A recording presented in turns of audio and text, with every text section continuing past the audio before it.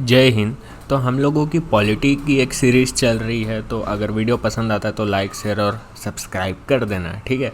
तो पॉलिटी को मैं एकदम एक इजी वे में समझा रहा हूँ और इससे रिलेटेड जो नोट्स हैं आपको डिस्क्रिप्शन और पिन कमेंट में तब मिल जाएंगे जब ये पूरा ख़त्म हो चुका होगा। तब चलो अब स्टार्ट करते हैं। तो हम लोग हिस्टोरिकल बैकग्राउंड से स्टार्ट करने वाले हैं अपने पॉलिटी को, जो कि बहुत ज़बरदस्त सब्जेक्ट है। तो एकदम सरल शब्दों में बताऊँगा और थोड़े अलग तरीके से बताऊँगा, तो वीडियो को देखते रहना। तो सबसे पहले हम लोग इसके पहले ये समझ चुके हैं कि कॉन्स्टिट्यूशन में हमारा कॉन्स्टिट्यूशन कैसा है, रिजिड है, फ्लेक्सिबल है, क्वासी फेडरल, जो इसी टाइप के जो टर्म है वो हम लोग पिछले वीडियो में डिस्कस कर चुके हैं। तो अगर नहीं देखे तो प्लेलिस्ट में जाकर के चेक कर सकते हो। सबसे पहले अगर हम लोग इसमें सबसे पहले ये चीज़ बता देते, तो इस वीडियो में अपन देखेंगे क्या जो चीज़ हमारी इंडियन कॉन्स्टिट्यूशन को अफेक्ट करती है पॉलिसी से रिलेटेड, उस टाइप की चीज़ को हम लोग देखेंगे, ठीक है। तो सबसे पहले अगर मैं बात करूँ तो ईस्ट इंडिया कंपनी को सन 1600 में एक मोनोपोली मिली थी। मोनोपोली का मतलब होता है जा कर के ट्रेड करो, धड़ल्ले से ऐश करो, एकदम अत्ती मचा दो, ठीक है। मोनोपोली का ये मतलब होता है एकाधिकार, यानी कि उस जगह पे सिर्फ और सिर्फ आप ही ट्रेड कर सकते हो। अब आप मेरे को एक चीज़ सोच करके बताओ, अगर किसी बंदे को किसी एक पर्टिकुलर एरिया में एक दुकान खोलने का एक अधिकार मिल गया और सिर्फ वही दुकान खोल सकता है और कोई नहीं खोलेगा वहाँ पे, सिर्फ वही खोलेगा, तो जाहिर सी बात है भाई उसकी कमाई बहुत अच्छी होगी। तो वही चीज़ था ईस्ट इंडिया कंपनी के साथ। उन्हें भाई मिला था भाई ऐसा फरमान, जाओ बेटा तुम लोग कर लो ऐस। तो 1600 में इन्हें ट्रेड करने का मिला था। तो अभी मैं किसकी बात कर रहा हूँ? ईस्ट इंडिया कंपनी की। अभी इनका कोई ऐसा नियत वियत अभी तक ऐसा नहीं था कि यहाँ पर रूल करेंगे, एरिया को कब्जाएंगे। वो लोग सिर्फ धंधा पानी करने के लिए आए थे। एरिया कब्जाने का इन लोग का ऐसा कोई मोटो नहीं था, ठीक है। बट बाद में क्या है, नियत चेंज हो जाती है। तो ये ईस्ट इंडिया कंपनी आप लोग देख सकते हो, ये ईस्ट इंडिया कंपनी। फिर उसके बाद एक बड़ा चेंज आता है 1757 में बैटल ऑफ प्लासी हो जाता है और 1764 में बैटल ऑफ बक्सर हो जाता है। अब इसमें कौन लड़ा था, कैसे कैसे लड़ा था, उस चीज़ को डिस्कस नहीं करना है। बट इस वॉर का बड़ा इम्पैक्ट हमारे मतलब देश में पड़ा। क्या पड़ा? 1764 में जब बैटल ऑफ बक्सर हो गया तो ब्रिटिश जीत गए, ठीक है। और ब्रिटिश जीत गया तो बंगाल का एक बड़ा एरिया इनके कब्जे में आ गया। बंगाल का एक बड़ा एरिया इनके कब्जे में आ गया, ठीक है। और जब भी कोई वॉर होती है, जब भी कोई लड़ाई होती है, तो वो किसी न किसी संधि, यानी कि इंग्लिश में बोलो तो ट्रीटी, किसी न किसी ट्रीटी से वो सॉल्व होती है। तो 1764 में जो बैटल ऑफ बक्सर हुआ था वो 1765 की ट्रीटी ऑफ इलाहाबाद से ख़त्म हुआ था, ठीक है। अभी जो ट्रीटी जब साइन करते हैं तो इसमें कुछ शर्तें लिखते हैं कि ठीक है भाई, लड़ाई तो अपन अब ख़त्म कर रहे हैं, तुमको ज़्यादा नहीं मारेंगे, पर तुम इन शर्त को मानो, नहीं तो लड़ाई बंद नहीं होगी। तो ऐसा ट्रीटी साइन होता है। तो ट्रीटी ऑफ इलाहाबाद में लिखा था कि जो बंगाल वाला एरिया, अच्छा उस समय का बंगाल में एक चीज़ क्लियर कर दूँ, उस समय का बंगाल आज का बंगाल जैसा नहीं, उस टाइम बंगाल एक बहुत बड़ा एरिया कहलाता था, यानी कि बिहार, बंगाल, ठीक है, और उड़ीसा, ये सब एक बड़ा सा बंगाल था, ठीक है। तो जब बैटल ऑफ बक्सर हुआ ना, तो ब्रिटिश लोग बेसिकली उस बड़े एरिया पे कब्जा कर लिया और वो बड़ा एरिया बहुत ही काम का था। तो जब ये ब्रिटिश लोग ट्रीटी ऑफ इलाहाबाद साइन किए तो उसमें एक चीज़ थी कि collecting tax and free trade. इसका ये मतलब है कि वो फ्री में धंधा पानी तो कर ही सकते हैं, पर अभी तक जो कलेक्टिंग टैक्स, जो उधर के लोकल रूलर लोग अभी तक टैक्स कलेक्ट करते थे बाकी लोग से और ख़ुद अमीर होते जाते थे, इस बार ब्रिटिश लोग बोले बेटा अब तुम लोग टैक्स नहीं कलेक्ट करोगे, अब डायरेक्ट अपन टैक्स कलेक्ट करेंगे, ठीक है। पर एक चीज़ सोच करके देखो, यहाँ पे ईस्ट इंडिया कंपनी धंधा तो पहले से कर रही थी, जब से वो 1600 से जब से वो आई है तब से वो धंधा पानी कर ही रही थी। पर टैक्स अभी ये खुद कलेक्ट कर रहे हैं, ठीक है। मतलब वहाँ का जो लोकल रूलर है, जो बंगाल का लोकल रूलर है, अब वो कोई राजा कोई काम के नहीं बचे, ठीक है।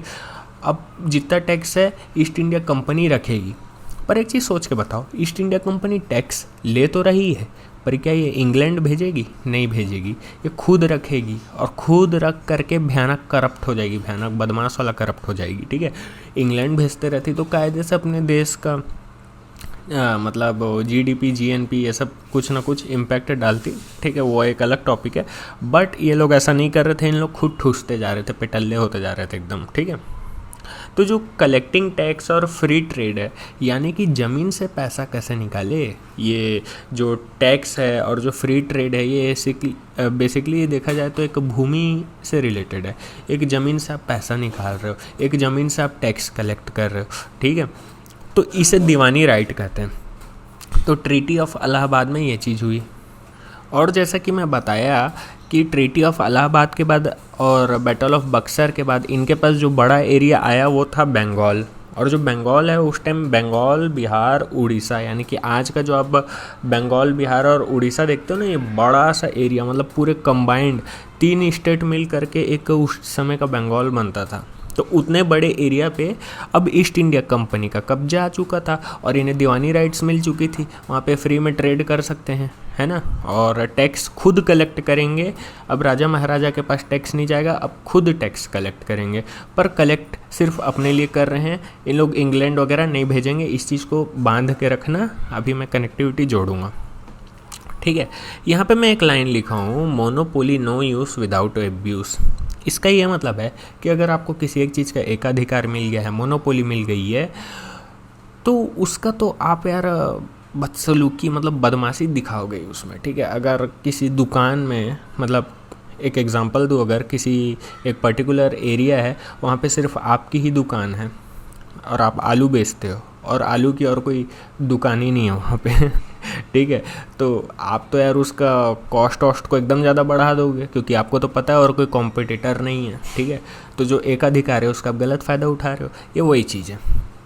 तो यही चीज़ ईस्ट इंडिया कंपनी करती थी। अब ईस्ट इंडिया कंपनी क्या करती थी, ऐसा करके ज़्यादा प्रॉफिट कमा रही थी, बहुत ज़्यादा प्रॉफिट कमा रही थी, ठीक है।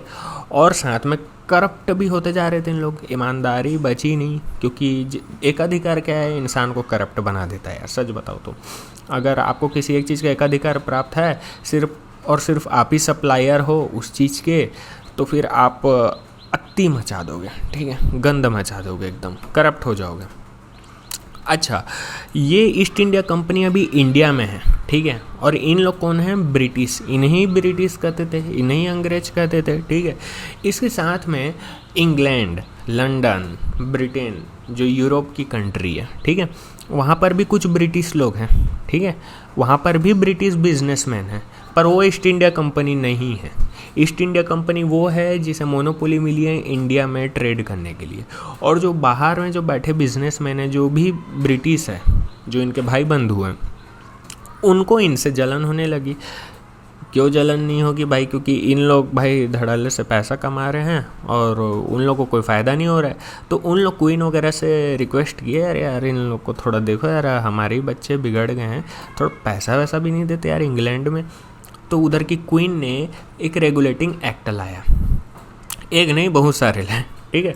तो जो रेगुलेटिंग एक्ट है 1773 में आया, फिर 1784 में और उसकी पावर को कम किए, 1793, फिर ये 20-20 साल के गैप में जितने एक्ट आते गए, मतलब ये शुरू से लेकर के लास्ट तक अगर आप लोग देखोगे, तो शुरुआत से आप लोग देखोगे कि जो ब्रिटिश है बाहर इंग्लैंड की, वो ईस्ट इंडिया कंपनी को पावर को कंट्रोल करना चालू करी है, रेगुलेट करना चाह रही है, कम करना चाह रही है।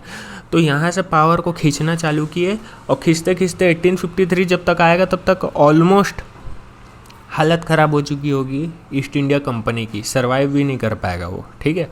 और 1858 में, यानी कि रिवॉल्ट के जस्ट एक साल बाद, 1857 के रिवॉल्ट के जस्ट एक साल बाद, इन्होंने मतलब ईस्ट इंडिया कंपनी का मतलब रबर से मिटाई दिया उसका नाम, ठीक है। मतलब वो उसके बाद उसका नाम का जिक्र ही नहीं होगा हिस्ट्री में, ऐसा हो गया। तो रेगुलेटिंग एक्ट क्या है, पॉलिटी के पर्सपेक्टिव से समझते हैं। कुछ चीज़ें मैं बताऊंगा, उसको बड़े ध्यान से सुनना, नहीं तो कॉन्सेप्ट क्लियर नहीं होगा। सबसे पहली चीज़, ये रेगुलेटिंग एक्ट के पहले तक के क्या होता था, ब्रिटिश की यानी कि ईस्ट इंडिया कंपनी की 3 मेन प्रेसिडेंसीज होती थी, तीन बड़े बड़े उसके सेंटर होते थे। एक बंगाल होता था, एक मद्रास होता था और एक बॉम्बे होता था।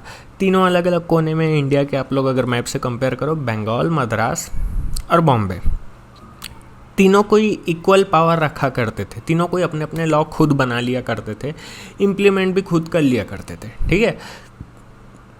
बट यहाँ पे क्या हुआ, जो गवर्नर ऑफ बंगाल था उसको ज़्यादा पावर दी गई।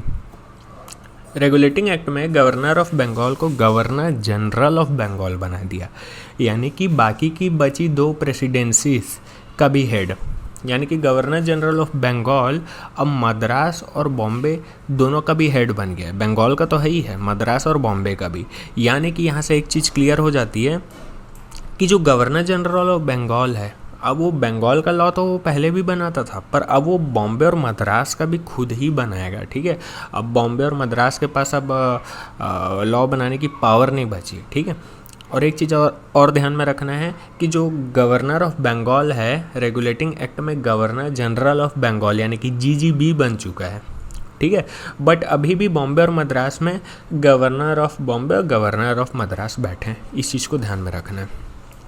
अच्छा, यहाँ पे सेंट्रलाइजेशन ऑफ पावर हो रहा है। सेंट्रलाइजेशन ऑफ पावर, इसका क्या मतलब हुआ कि रेगुलेटिंग एक्ट ला कौन रहा है?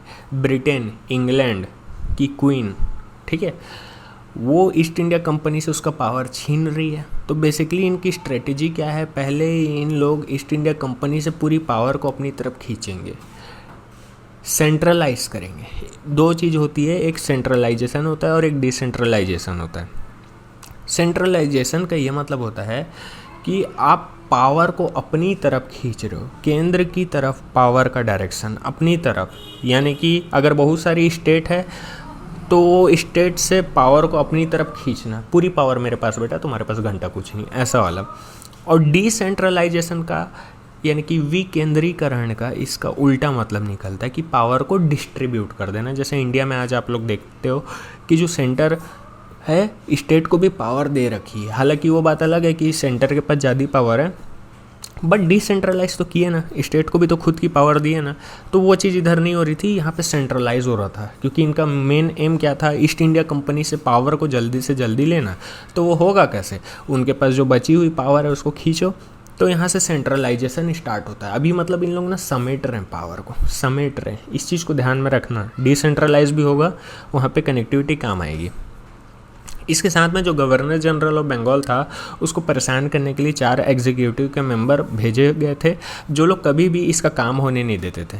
इस समय governor general of Bengal Warren Hasting था, और वो कोई भी लॉ पास नहीं कर पाता था, क्योंकि लॉ पास करने के लिए क्या करना पड़ता था कि ये जो एग्जीक्यूटिव काउंसिल है वहीं पे ऐसे वोटिंग वाली सिस्टम होती थी, है ना, जिसका ज़्यादा वोट है वो जीत जाएगा।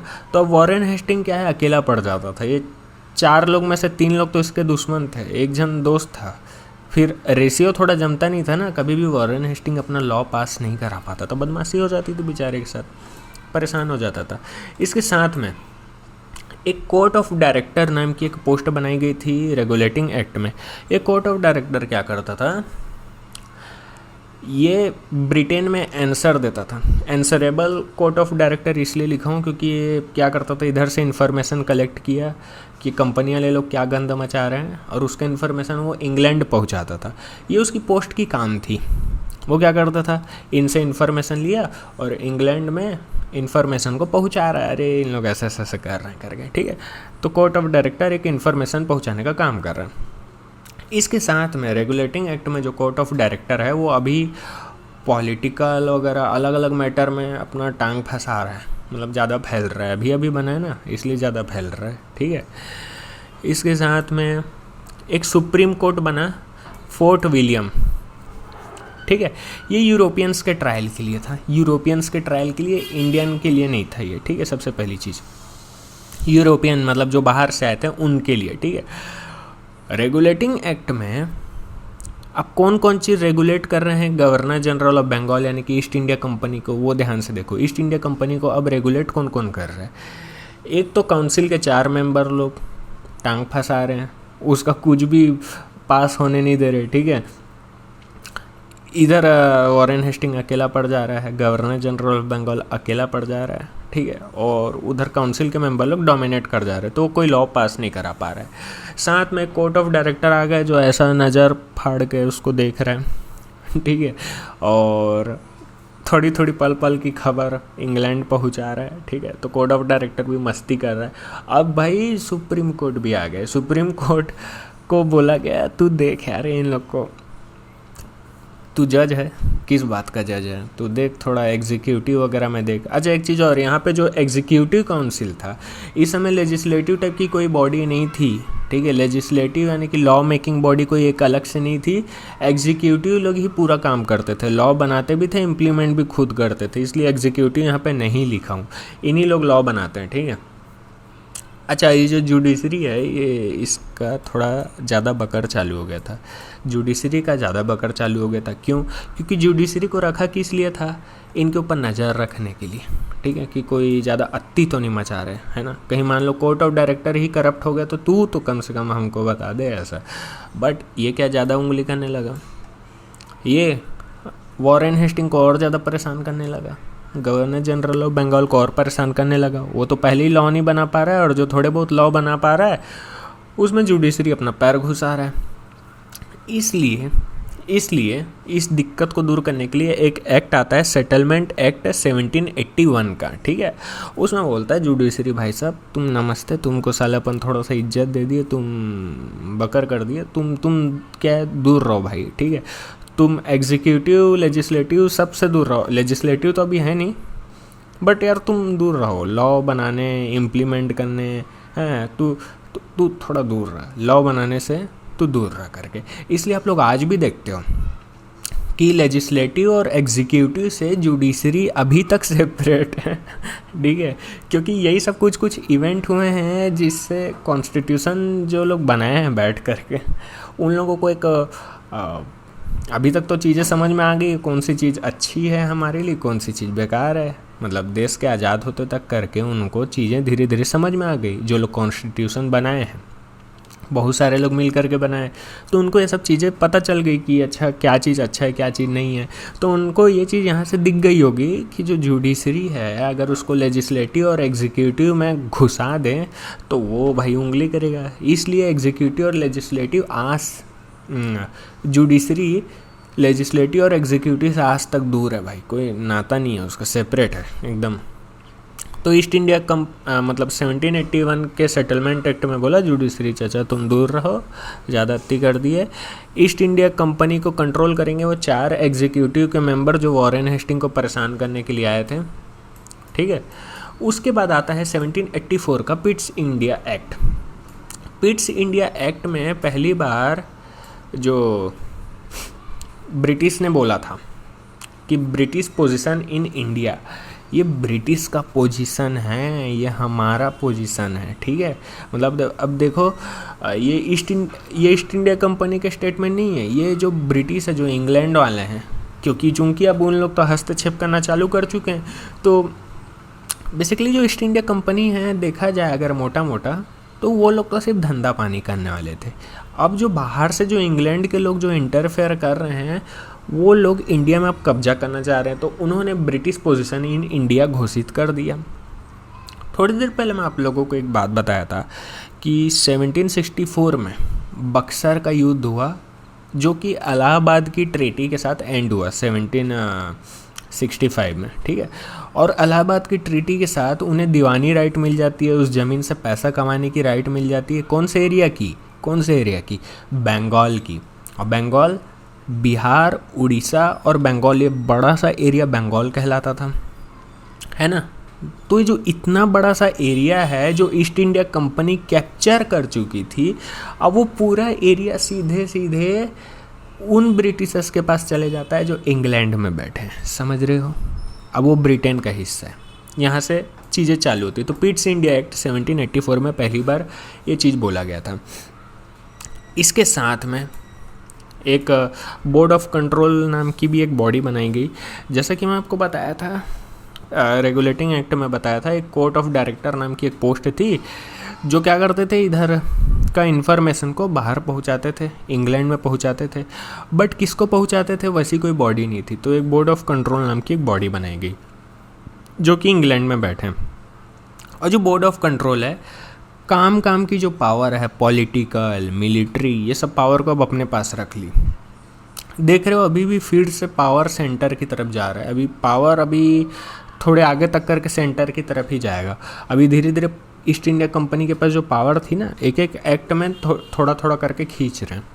तो पॉलिटिकल और मिलिट्री टाइप की जो काम की चीज़ें हैं वो अब बोर्ड ऑफ कंट्रोल देखेगा, और जो कोर्ट ऑफ डायरेक्टर है अब वो सिर्फ कमर्शियल वर्क देखेगा, पतरी वतरी टाइप का वाला, और जो रिपोर्ट है वो चुपचाप दे देगा। पॉलिटिकल मैटर में अब कोर्ट ऑफ डायरेक्टर इंटरफेयर नहीं करेगा, पहले किया करता था, अब नहीं करेगा, ठीक है। पावर ले लिए। इसके साथ में जो 4 मेंबर उधर हुआ करते थे, ये पॉलिटी के हिसाब से इम्पोर्टेंट नहीं है जो अभी बताने वाला हूँ, ये हिस्ट्री के हिसाब से, बट साथ में तो क्लियर कर ही देता हूँ। जो 4 मेंबर थे ना रेगुलेटिंग एक्ट में, जो लोग वॉरेन हेस्टिंग के साथ बदमाशी किया करते थे, उसमें से एक बंदे को कम कर दिए। तो अब गवर्नर जनरल ऑफ बंगाल और बाकी के 3 काउंसिल मेंबर, एक तो हटा दिए, तो अब टोटल कितने हुए? 4 हो गए टोटल, ठीक है। अब जब वोटिंग होती है तो हो सकता है इधर का एक बंदा इस तरफ आ जाए और यहाँ पे 2 हो जाए, ठीक है। तो अब ऐसे में टाई की स्थिति हो जाएगी 2:2, ठीक है। 2 लोग बोल रहे हैं ना, 2 लोग बोल रहे हैं ना, तो ऐसे में कास्टिंग वोट भी यहाँ पे प्रोवाइड किया गया, यानी कि एक मेंबर को तो माइनस कर दिए, साथ में कास्टिंग वोट दे दिए। कास्टिंग वोट का ये मतलब होता है कि जब टाई की स्थिति होती है तो जो गवर्नर ऑफ बंगाल है, ये गवर्नर जनरल ऑफ बंगाल है, उसके पास ये अथॉरिटी हो जाएगी कि वो जिस चीज़ पे हाथ रख दे वो चीज़ बन जाएगा सोना, ठीक है। ये हो गया।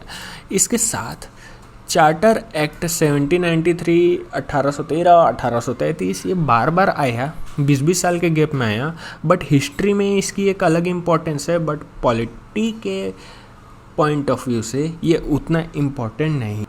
अब लास्ट वाला चार्टर एक्ट देखते हैं जो कि 1853 में आया था, और ये चार्टर एक्ट सबसे पहले एक चीज़ तो यहाँ पे क्लियर कर देता है, यहाँ पे मैं शायद लिखना भूल गया, यहाँ पे एक चीज़ क्लियर कर देता है कि अभी तक ईस्ट इंडिया कंपनी को, जैसे मैं यहाँ पर अगर दिखाऊँ तो जो भी चार्टर एक्ट आ रहे थे, 93 में आया, 13 में आया, 33 में आया, तो 20-20 साल के गैप में आ रहे थे।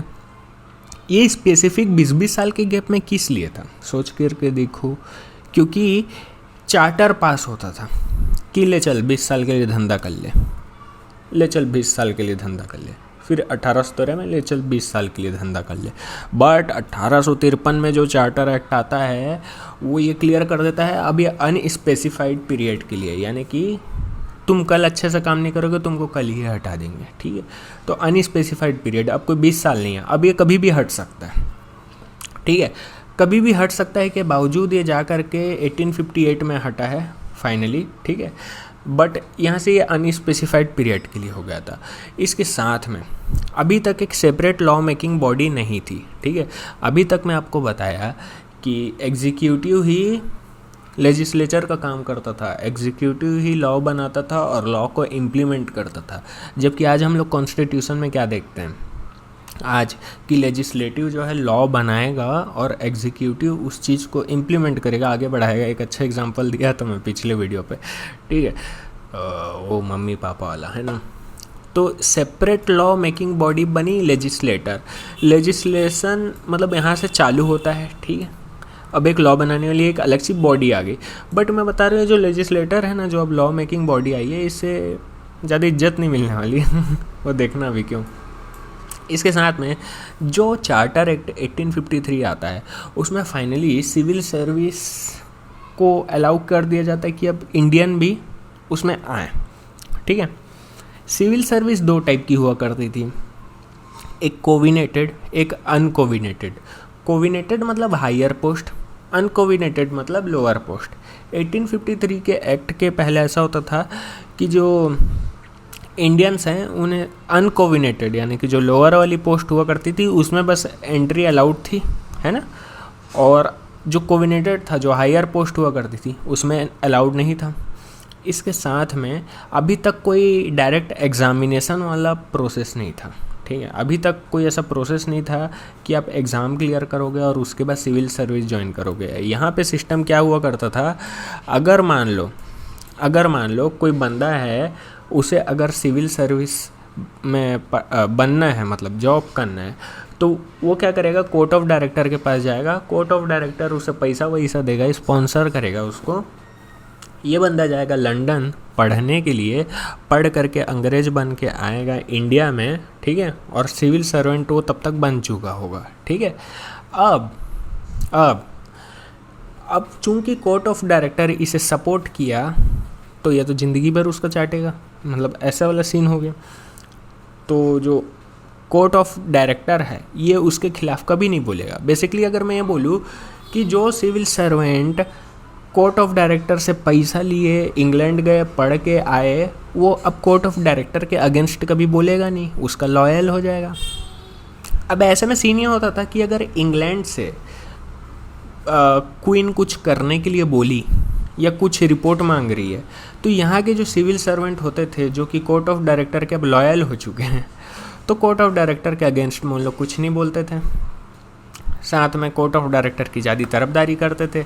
तो इस तरीके से करप्शन को बढ़ावा मिल रहा था। तो क्वीन ने बोला कि अब अत्ती मचा रहे हो तुम लोग, ठीक है, गंद मचा दी है, पूरा पॉलिसी की धनिया बो दी है ना। वो बोले कि अब तो बेटा एग्ज़ाम होगा, अब तो बेटा एग्ज़ाम होगा, है ना, जिसमें दम होगा वो क्लियर करके घुस जाएगा, ठीक है।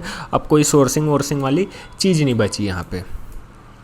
तो ये चीज़ आप लोगों को समझ में आ गया होगा। और इंडियन को कोविनेटेड के लिए अलाउ कर दिया गया और सिंपल सा एग्ज़ाम होगा, ठीक है, कोई उस टाइप का सीन नहीं है बकर वाला। अब 1857 जैसी आता है, रिवॉल्ट हो जाता है, लड़ाइयाँ हो जाती है, ठीक है, वॉर हो जाता है। तो यहाँ से एंड ऑफ कंपनी रूल हो जाता है, ठीक है, मतलब रिवॉल्ट ऑफ 1857 होता है ना। और वहीं से आप एक मोटा मोटा देखोगे तो ईस्ट इंडिया कंपनी भी टाटा बाय बाय कर देती है, ईस्ट इंडिया कंपनी का बाय बाय हो जाता है। अब ईस्ट इंडिया कंपनी से डायरेक्ट पावर ब्रिटिश गवर्नमेंट, दोनों ब्रिटिश थे साले, पर एक थी कंपनी जो सिर्फ धंधा पानी करने आई थी, और अब जो आ रहे हैं इन लोग एक्चुअली लालच के साथ आ रहे हैं कि रूल करेंगे करके। तो अब जो इंग्लैंड वाले जो ब्रिटिश थे जो अब बदमाशी करेंगे आ करके, उन्होंने लाया एक गवर्नमेंट ऑफ इंडिया एक्ट 1858। इसमें इसने एक टर्म का यूज़ किया, गुड गवर्नेंस इन इंडिया। सुन करके लोगों को ऐसा लगा जैसे मज़ा आ गया, है नहीं, मतलब अब कुछ हमें अच्छा देखने को मिलेगा, अब कुछ नया देखने को मिलेगा, ठीक है। बट गुड गवर्नेंस का ये मतलब था एक एंसरेबल गवर्नमेंट, और एंसरेबल गवर्नमेंट का ये मतलब होता है कि जो बाहर में, जो लंदन में जो गवर्नमेंट बैठी है, वो इंडिया में बैठी गवर्नमेंट से कुछ भी पूछेगी तो ये उसका आंसर देगा, बस इतना ही मतलब समझ रहे हो, लंदन में जो कोई बैठा है वो इंडिया में बैठी वाली गवर्नमेंट से रिपोर्ट मांगेगा और ये चुपचाप से देंगे। आप लोग बोलोगे ये तो कोर्ट ऑफ डायरेक्टर भी किया करता था सेम काम, court of director board of control को भेजा करता था, पर कोर्ट ऑफ डायरेक्टर थोड़ा बहुत करप्ट हो चुका था ना, डायरेक्टली इनका आदमी नहीं था, वो एकदम से इनका आदमी नहीं था, उन लोग सिर्फ अपॉइंटेड थे पर थोड़े करप्ट थे, ठीक है। तो एक एंसरेबल गवर्नमेंट का यहाँ पे गठन किया गया कि तू मेरा नौकर है और तू अब से मेरे को एक एक रिपोर्ट देगा। तो एंसरेबल गवर्नमेंट को ही इसने गुड गवर्नेंस इन इंडिया बोला, ये आम लोगों के लिए नहीं था। इसके साथ में जो गवर्नमेंट ऑफ इंडिया एक्ट 1858 आता है, उसमें जो गवर्नर जनरल ऑफ इंडिया था, गवर्नर जनरल ऑफ इंडिया, उसकी पोस्ट हटा करके अब उसे वायसराय बना दिया। जो लास्ट जीजीआई था, यानी कि जो last governor general of India था, वो बन गया फर्स्ट वायसराय ऑफ इंडिया। यानी कि जो last governor general of India है वही तो फर्स्ट वायसराय बनेगा ना। तो जो रिवॉल्ट के टाइम कौन था अपना वो गवर्नर जनरल ऑफ इंडिया, वो था कैनिंग, तो इसलिए फर्स्ट वायसराय भी कैनिंग कहलाएगा, ठीक है ये चीज़। इसके साथ में 1858 में एक नई पोस्ट क्रिएट की गई जो गवर्नर जनरल ऑफ इंडिया था, ठीक है, उसे तो हटा दिया, ठीक है, उसे तो अब वायसराय बना दिए। अब वायसराय के ऊपर एक बड़ी पोस्ट रख दी है, ठीक है, अब वायसराय ज़्यादा बड़ा पोस्ट अब रहा नहीं, ठीक है, मतलब viceroy governor general of India ही है, उसका नाम चेंज कर दिए और उसकी पावर को कम भी कर दिए। एक सेक्रेटरी ऑफ स्टेट नाम की एक नई पोस्ट क्रिएट की गई जो अब वायसराय के ऊपर होगा, यानी कि basically governor general of India जो कि अब वायसराय बन चुका है, उसके ऊपर एक नई पोस्ट बन गई जिसका नाम है सेक्रेटरी ऑफ स्टेट। ये सेक्रेटरी ऑफ स्टेट अब लंदन में बैठा होगा और 15 मेंबर की काउंसिल के साथ, 15 मेंबर की काउंसिल के साथ। अभी तक ब्रिटिश लोग जब भी रूल बनाया करते थे कम से कम इंडिया में बैठ के बना रहे थे, ठीक है, पर अब ये डायरेक्ट लंदन से रेगुलेट करेंगे भाई, लंदन से, ठीक है। 15 मेंबर की काउंसिल थी और सेक्रेटरी ऑफ स्टेट। अब स्ट्रक्चर यहाँ पे अगर आप लोग देखो तो कैसा है, सबसे ऊपर में बैठा है सेक्रेटरी ऑफ स्टेट जो कि डायरेक्ट लंदन में बैठा है 15 मेंबर के काउंसिल के साथ, एकदम बुद्धि वाला आदमी। उसके नीचे आता है वाइस राय जो भूतपूर्व गवर्नर जनरल ऑफ इंडिया था। और वाइस राय के पास अभी भी एग्जीक्यूटिव और लेजिस्लेटिव दो बॉडी है। लेजिस्लेटिव वो जो लॉ बनाएगी, एग्जीक्यूटिव वो जो उसे इम्प्लीमेंट करेगी। तो अब देखो सिचुएशन कुछ ऐसी हो जाती है, मतलब अब यहाँ से सेक्रेटरी ऑफ स्टेट के पास कितनी ज़्यादा पावर अब चले गई है वो मैं आपको बताना चाहता हूँ। अगर लेजिस्लेटिव कोई लॉ बनाता है, लेजिस्लेटिव कोई लॉ बनाता है तो वो लॉ जाएगा एग्जीक्यूटिव के पास, एग्जीक्यूटिव ले जाएगा वॉइस राय के पास। वॉइस राय कैंसिल करना चाहे तो कर सकता है, अगर वो भी अप्रूव कर देता है तो last decision secretary of state के पास होगा। यानी कि अब लास्ट डिसीजन अब वॉइस राय का नहीं है, अब सेक्रेटरी ऑफ स्टेट का है, अल्टीमेट पावर इसके पास है। अगर आपका लॉ यहाँ से बनता है तो वॉइस राय भी उसे कैंसिल कर सकता है, और अगर वॉइस राय उसे अप्रूव कर दिया तो लास्ट डिसीजन तो सेक्रेटरी ऑफ स्टेट है। मतलब वॉइस राय के पास अब ज़्यादा कोई पावर बची नहीं है, ठीक है। मिनट, नवंबर 1858 में जो क्वीन विक्टोरिया थी वो अपने आप को इंडिया की एम्प्रेस डिक्लेयर कर दी, एम्प्रेस, ठीक। इसके साथ में how Indian got entered in council, Indian ने काउंसिल में एंटर कैसे किया। अरे यार क्या क्या होता है यार मेरे पीसी के साथ, साला माउस का भी कनेक्शन में बार बार डिस्कनेक्ट होता है, बड़ा दिक्कत हो जाता है इससे सर। आज साले हाँ, सब के सब ऐसी की तैसी करने पे तुले हुए। हाँ, तो how Indian got entered in council, ठीक है। अब जो काउंसिल जो बन चुका था, चाहे वो लेजिस्लेटिव हो चाहे एग्जीक्यूटिव हो, उसके अंदर में इंडियन नहीं थे अभी तक। धीरे धीरे इंडियन को एंट्री होगी, बहुत धीरे से लेजिस्लेशन में एंट्री मिलेगी, पर उन्हें कोई भाव नहीं देगा वहाँ पे। बहुत लंबे टाइम के बाद एग्जीक्यूटिव में एंट्री होगी और बाद में इंडियन की तादाद एकदम ज़्यादा हो जाएगी अचानक से, मतलब 1935 तक के, मतलब बहुत बाद में, ठीक है। तो अभी एंट्री कैसे कैसे होती है वो समझते हैं। तो एक इंडियन काउंसिल एक्ट 1861 का आता है, ठीक है, 1861 का। इसमें मतलब 1861 में एक इंडियन काउंसिल एक्ट आता है जिसमें कुछ नॉन ऑफिशियल मेंबर की एंट्री होती है लेजिस्लेशन में कुछ नॉन ऑफिशियल मेंबर की एंट्री होती है, ठीक है। और ये काफ़ी फर्जी तरीके का होता है, ठीक है, क्योंकि जो वॉइस राय है वो डायरेक्ट बड़े बड़े लोग को, जो उसके दोस्त हैं, उन्हें नॉमिनेट कर लेता है। तो राजा बनारस, महाराजा पटियाला, दिनकर राव, ये सब लोग फर्जी लोग थे जिन्हें डायरेक्टली नॉमिनेट कर लिया। इन लोग एक्चुअल में उनके दोस्त ही हुआ करते थे। फिर एक पोर्टफोलियो वाला सिस्टम भी आता है, जैसे कि पोर्टफोलियो का मतलब होता है जैसे अलग अलग चीज़ के लिए अलग अलग डिपार्टमेंट, जैसे कि रेलवे का अलग, होम का अलग। तो पोर्टफोलियो वाला सिस्टम भी 1861 की इस एक्ट में शामिल रहता है। फिर एक ऑर्डिनेंस का भी चीज़ इस एक्ट में आती है। ऑर्डिनेंस जैसे कि आप प्रेसिडेंट की भी पावर देखते होगे, शायद हिंदी में अध्यादेश बोलते हैं उसको। इसमें क्या होता है, जैसे कि अगर लेजिस्लेटिव मान लो प्रेजेंट नहीं है तो एग्जीक्यूटिव बॉडी जो कि लॉ को इम्प्लीमेंट करती है वो भी 6 महीने का एक ऑर्डिनेंस पास करके खुद के लिए एक लॉ बना सकती है। जैसे प्रेसिडेंट्स के पास आज खुद की पावर है, प्रेसिडेंट्स भी ऑर्डिनेंस पास कर सकता है। अगर लेजिस्लेटिव बॉडी अवेलेबल नहीं है तो खुद एक टेम्परेरी लॉ बना देगा 6 महीने तक के का, ठीक है। तो वो चीज़ भी, ऑर्डिनेंस भी 1861 के इस एक्ट में आती है। अब यहाँ से भैया 1861 में डिसेंट्रलाइजेशन ऑफ पावर होता है। मैं आपको स्टार्टिंग में बताया था, अभी तक इन लोग पावर को समेट रहे हैं। कब तक? जब तक करके पूरी पावर इनके पास नहीं आ जाती है। अब जब इनके बच्चे लोग मैदान में आ जाएंगे तो उनको पावर ये लोग डिस्ट्रीब्यूट कर दोगे, ठीक है। समझ में आ रहा है? ये कुल मिलाकर के एक ऐसी चीज़ है कि मान लो एक मैदान है, वहाँ पे बहुत सारी टॉफ़ी पड़ी हुई है, ठीक है। तो आप लोग क्या कर रहे हो, कोई और मत उठा ले करके सबसे पहले अपने पास वो टॉफ़ी को कलेक्ट कर रहे हो, सेंट्रलाइज कर रहे हो, अपने पास ला रहे हो। और जब पूरी टॉफ़ी जब आपके पास आ जाती है और फिर आप अपने घर आ जाते हो, और घर में आप लोग देखते हो बहुत सारे फैमिली के मेरे मेंबर हैं, तो अब ये तो अपने ही लोग हैं, तो अब पावर का डिस्ट्रीब्यूशन, अब टॉफ़ी को फैला दो, तो डिसेंट्रलाइजेशन ऑफ पावर यहाँ से चालू हो जाता है। ठीक है। अच्छा, 1892 में भी एक एक्ट आता है जो कि अब लेजिस्लेटिव को बोलता है यार कि अब तू थोड़ा सा क्या, देखो लेजिस्लेटिव को यहाँ पर कोई ज़्यादा भाव इज्जत कहीं पे कुछ नहीं मिलता। ठीक है। 1892 का जो एक्ट आता है वो लेजिस्लेटिव को बोलता है कि अब तू बजट में डिस्कस कर ले, बजट में डिस्कस करने की अथॉरिटी मिल जाती है, साथ में तू थोड़ा सा क्वेश्चन पूछ ले पर जवाब की उम्मीद मत रख।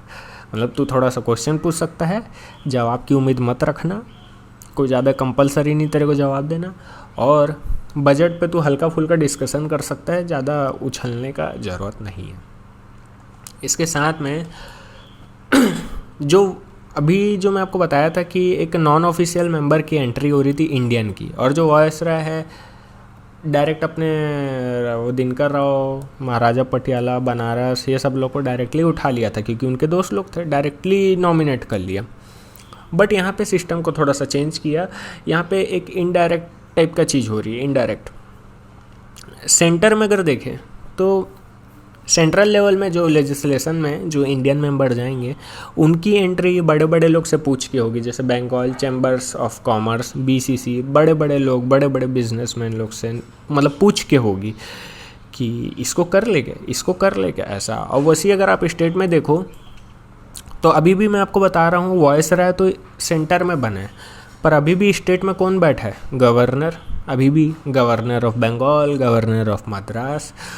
तो गवर्नर जमींदार वगैरह से पूछेगा किसको लेजिस्लेशन में एंट्री दूँ, ठीक है, लैंडलॉर्ड से पूछेगा, बड़े बड़े लोग से पूछेगा बेसिकली। तो अभी मतलब कॉमन मैन की कोई सुन नहीं रहा है। फिर एक जो एक्ट आता है मार्ले मिंटो, जो 1909 में आता है, और इसमें सबसे बड़ा पॉइंट ये था सेपरेट इलेक्टोरेट की बात करता है फॉर मुस्लिम। इसका ये मतलब है मुस्लिम को सिर्फ और सिर्फ मुस्लिम ही वोट देंगे। ये चीज़ आगे जा कर के प्रॉब्लम क्रिएट करती है, और पाकिस्तान बनने की पहली बीज भी इसी को ही कहते हैं। इसके साथ में जो लेजिस्लेटिव थी वहाँ पे जो थोड़े बहुत मेंबर गए थे, अब वहाँ पे मेंबर 16 से बढ़ करके 60 हो गए, पर ज़्यादा कोई बड़ा इम्पैक्ट इन लोग क्रिएट नहीं करने वाले, है ना। तो ये था हिस्टोरिकल बैकग्राउंड पॉलिटी का। ये पॉलिटिक साला मुंह सूख गया ज़ुबान में फिसल रहा है। हाँ, तो पॉलिटी का हमारा हिस्टोरिकल बैकग्राउंड कंप्लीट हो चुका है। इसके बाद अब हमारी पॉलिटी स्टार्ट होगी। वीडियो कैसा लगा कमेंट सेक्शन पे बताना। रिलेटेड नोट्स आपको डिस्क्रिप्शन या पिन कमेंट में मिल जाएंगे। तब तक के लिए जय हिंद, वंदे मातरम, जय इंडिया, ओके, बाय बाय।